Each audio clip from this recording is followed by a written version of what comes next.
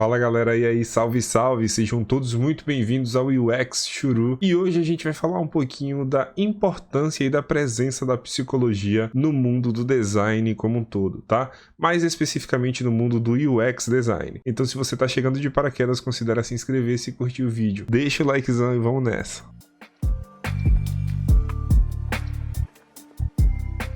Psicologia e design. A partir de que ponto as coisas começaram a ficar interligadas, né? O design ele tá presente em tudo e a psicologia também. Então não tem como essas duas coisas andarem separadas, principalmente porque a gente pode utilizar técnicas dos dois lados para promover uma melhor experiência para os usuários. Vocês lembram quando a gente falou sobre o que é a experiência do usuário? Pois é. Se você não viu esse vídeo, o cardzão tá aí em cima, dá um confere lá, tá? Não perde essa oportunidade. E quando a gente fala de experiência do usuário, já é meio que um spoiler sobre o quão importante a psicologia vai ser nesse processo, no campo do design especificamente. Através da psicologia, a gente consegue aprender melhor a se colocar no lugar do usuário, ampliar nossa capacidade de entender o que o usuário quer, o que o usuário precisa, quais são as suas dores, né?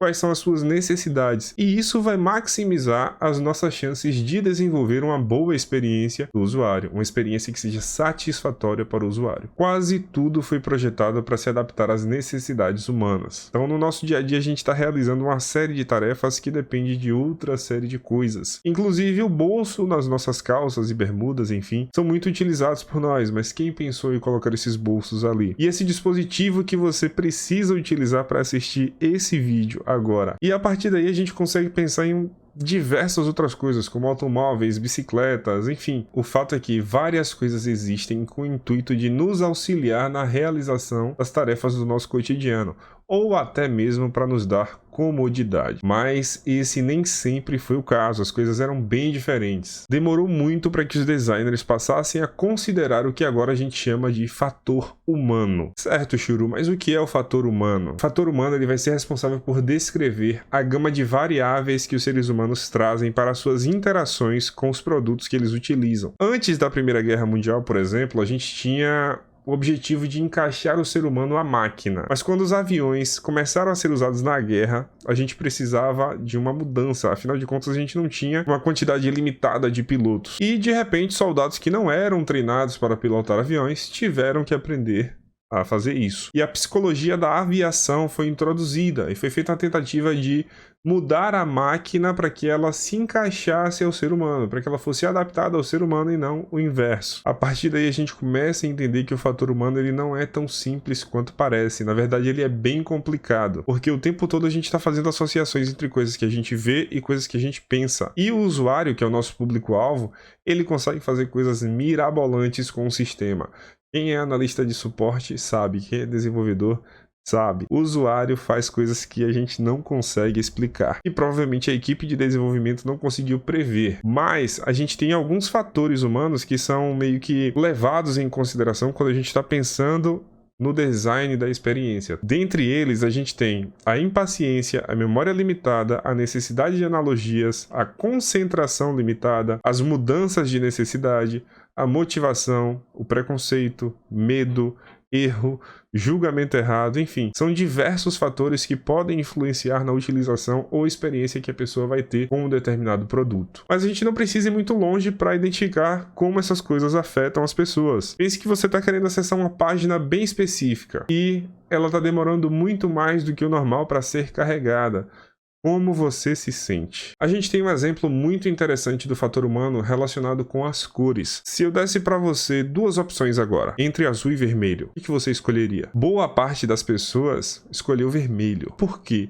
Por que a cor vermelha é mais escolhida? Normalmente as pessoas preferem a cor vermelha. Existem estudos, inclusive, que verificaram os motivos por trás disso. A cor vermelha ela está relacionada com a dominância, com a agressividade.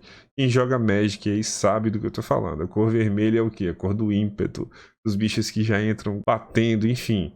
Vou dar um outro exemplo para vocês que estão meio por fora dos card games. Pense numa empresa que organiza eventos de luta, ou lojas que vendem artigos de luta, enfim. Pode observar, boa parte dessas empresas tem uma identidade visual voltada para o vermelho e não é à toa. Essa predominância do vermelho nesse tipo de segmento faz total sentido com o que eu acabei de falar. E por falar nisso, nesse estudo específico, foram colocados lutadores vestidos de azul e vestidos de vermelho. Estatisticamente, os lutadores que estavam de vermelho tiveram taxas de vitória maiores do que os que estavam de azul. Isso é minimamente curioso, né? Mas o que torna a gente, o ser humano especificamente, tão complexo não é a preferência por uma determinada cor. Todos os dias, seja consciente ou inconscientemente, a gente tem experiências diferentes, a gente tem fenômenos psicológicos diferentes e alguns deles podem ser especialmente úteis para o designer de UX. O primeiro fenômeno psicológico que eu vou comentar a respeito é o efeito von Restorff, que também é chamado de efeito de isolamento. Quando múltiplos objetos semelhantes estão presentes, aquele que se difere do resto será lembrado. Agora você tenta lembrar de um game de RPG. Normalmente o jogo de RPG tem puzzles. Puzzles normalmente tem relação com imagens. Imagens têm cores distintas, objetos que fazem coisa sobressair da outra. Ou até mesmo um NPC que está com uma roupa muito diferente, ele tem um diálogo diferente dos outros NPCs do game. Você fica na dúvida, esse cara vai me dar uma quest diferente, ele vai dropar um item, o que vai acontecer? Ele está diferente daquilo que você está acostumado a ver na ambientação do jogo. E aquilo que está diferente, destoando dos demais, acaba tendo um destaque. Ele é mais observado, ele é mais lembrado. Imagina que você foi numa festa, todo mundo combinou de ir de preto, você está de branco. Todos que estavam de preto, não, mas você que estava de branco vai ser lembrado. O que é diferente dos demais acaba tendo destaque. E trazendo isso para a área de UX Design, o botão de Call to Action é diferente de todos os outros exatamente por esse motivo. A gente quer que ele se destaque. Lembrando que Call to Action, ou CTA, é um prompt visual que diz ao usuário para fazer alguma coisa. O segundo fenômeno psicológico que eu vou citar é o efeito de posição serial. Quando as pessoas recebem uma lista de itens, é provável que elas se lembrem mais do primeiro item e do último item, sendo que os itens que estão entre um e outro acabam sendo esquecidos. Afinal de contas, você já foi no mercado com uma lista de compras, ou até sem uma lista, mas com um pedido de sua mãe, por exemplo, de comprar algumas coisas. Você vai lembrar das primeiras coisas que ela falou e das últimas. As que estão no meio, normalmente você esquece. É por esse motivo que a maioria dos aplicativos e sites utiliza os seus botões mais importantes nas extremidades. Fica aí a dica para você que está pensando em desenvolver alguma coisa. O terceiro fenômeno psicológico que eu vou citar é a lei de Hick. Quanto mais opções o usuário tiver, mais tempo será necessário para tomar uma decisão. Quem lembra aí da época do Super Nintendo? Quem teve Super Nintendo? Normalmente, naquela época, a gente não tinha acesso a tantos jogos. A gente tinha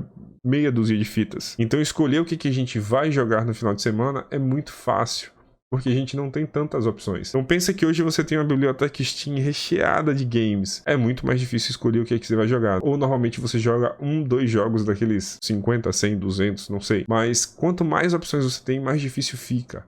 Quer ver um outro exemplo? Plataformas de streaming. Às vezes a gente passa mais tempo escolhendo um filme do que realmente assistindo esse filme. Então, em outras palavras, toda vez que a gente aumentar o número de opções, o tempo para a tomada de decisão vai aumentar proporcionalmente. Fiquem atentos a isso. Então, como profissional de UX, você tem que ter em mente que quanto mais opções você der ao usuário, você não está facilitando a vida dele, você está, na verdade, dificultando. Vai ser mais difícil para que o seu usuário tome uma decisão. E o seu papel é justamente o oposto. É importante dizer para vocês nesse momento que os designers têm que ter uma postura ética. A gente pode usar esses princípios psicológicos para melhorar os nossos produtos, para melhorar o nosso design, mas de maneira ética. A gente não quer enganar ou ludibriar o usuário. A gente precisa encorajar o usuário. Mas me conta, comenta aí. Você já parou para pensar em como a psicologia influencia no seu comportamento e no seu envolvimento com os produtos no cotidiano? Conta pra gente também se você já teve uma boa experiência e você consegue fazer essa associação. E eu espero que tenha ficado claro para vocês que com um pouco de criatividade, psicologia e empatia, a gente consegue fazer a diferença no dia a dia das pessoas que vão utilizar os nossos produtos. Então é isso. Estão vendo como a psicologia é importante para o design? A gente vai ficando por aqui. Tamo junto.